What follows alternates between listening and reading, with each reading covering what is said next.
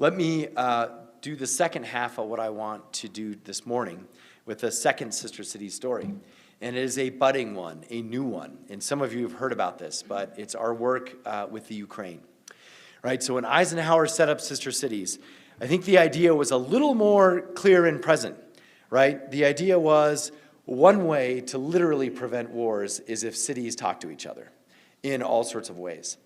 And I think in our modern era, someone should write some PhD on if there was more work we could have done with respect to the Ukraine and Russia. That's way above my pay grade, but someone should look into that.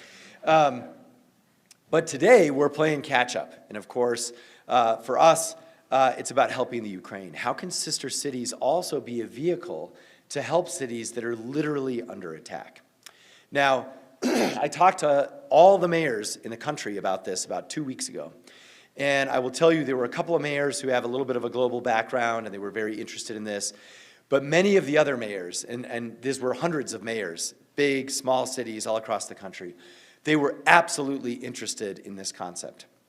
And the idea is, look, the core Sister Cities mission, we need to have a few more in the Ukraine. So one is like, you got to ramp up the volume right away. And you need to spread it among the size of cities, so it's not just all Kiev. And then the other aspect is, in the short term, I didn't really think there were ways we could actually help. And I will tell you, I had the fortune through the Conference of Mayors to see on the screen, the president of the Ukraine addressed us live twice as mayors. And I remember sitting there, and so did, by the way, the mayor of Kiev, who, if you're a boxing fan, Mayor Klitschko is also the heavyweight champ. But their politicians are incredible people, by any stretch of the word, even before what they're going through now. But I would sit there in the audience, like you are today, watching a screen.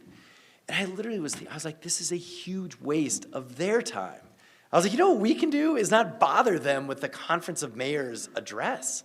We need to do the weapons and the food and, all these kinds of things. And that's how I felt. I actually was kind of embarrassed, frankly, that he spent 30 minutes with us. And I also kind of felt like, also because we're not really relevant. I mean, we can say things and we can do things. We can light up City Hall, yellow and blue, but I mean, come on, like they're fighting a war, and I respect that. So when the Sister Cities idea came up for Albuquerque and Kharkiv, I was a little bit skeptical. And I know it came, I want to acknowledge too, it came initially from the Sikh community. We have a strong Sikh community here, and they have a strong Sikh community in Kharkiv. And so this was sort of the initial connection. And so, I'm always interested, but, I said, look, I don't want to do this unless it actually helps Kharkiv. Like, I'm not in this for a visit. I'm not in this to, learn about Ukrainian food or whatever, I want to make this actually helpful for them. And so I was skeptical. I didn't think actually, given that criteria, that it would be worth doing, frankly. But I will tell you today, we are very close to signing all the relevant proclamations on both sides of the Atlantic to become sister cities with Kharkiv. So let me just pause there. That's an awesome thing. So I'll tell you a little bit about this, and you're going to hear more about it because one of the quarterbacks of this initiative is our head of economic development, which houses our trade work. And so you're going to hear from Randy Trask, who many of you know does trade, but also his boss, Max Gruner, who's here, who also has his own international story, which is an added bonus in the role. So, but at a high level, from my level, I want to tell you what really convinced me. First off, the Sikh community had been there several times during the conflict. So I did realize that they're already giving supplies and aid to Kharkiv from many of you.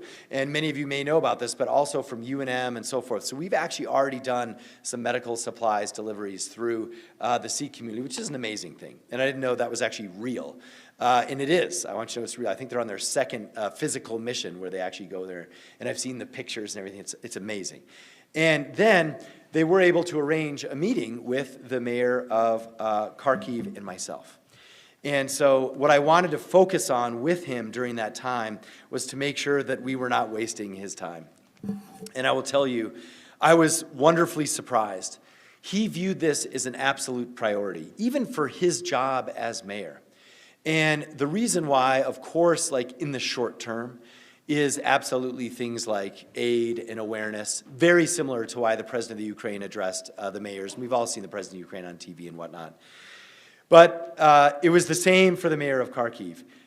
He was essentially saying, I want to do this for real, I want to do it as fast as we can, and it matters to us. That, I thought, was incredibly powerful and empowering to us as New Mexicans. He does want us to be a sister city. He does want our help. And part of it is also because they have figured out ways now that, unfortunately, this is sort of a sustained conflict. There are meaningful ways that we can help. And so the Sikhs and Max and some others and our fire department have put together a way we think we can actually give them an ambulance. And an ambulance is an amazing thing when you are in need of ambulances and emergency supplies. And they're trying to build a new 24-hour emergency room. And so all of this fits together. And, you know, lo and behold, we actually give ambulances to our sister cities already. So this isn't new for us. Of course, we drive them to Mexico, so it's a little easier. So there are some complicated logistics, but there wonderfully are some organizations who do this. And so Max might talk about this a little bit more, but we believe sometime this summer we're going to be able to get an ambulance to Kharkiv, and we're going to fill it with supplies along the way.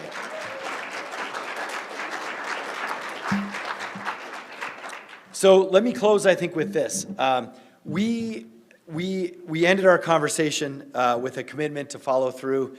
We want to make it for real. He also understands that there needs to be there's cultural exchange there too, right? It's not just about the ambulance. But I think what's different with a sister city like this now, and what I like about this, is like, let's do both, right?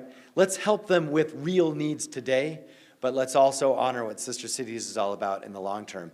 And what he left me with was the following. He said, you know, their number one concern is that America is going to forget them. That's their number one concern. And I also heard this from the president. I heard it from the mayor of Kiev. And, you know, they're all on the same message. It is about do not forget us, because they're worried about this being a very prolonged conflict. And they know how America is. You know, we're all interested for a while. And then, you know, we have kind of this challenge sometimes. So they also presented us with their forget-me-not. This is made of missile shards. And it's made by one of their local artists. And this is what they give everyone they can so that we don't forget them. And so this now hangs in the mayor's office. So with that, I want to thank you for your commitment on this. You'll hear more about this later, and enjoy the rest of the conference. Thank you.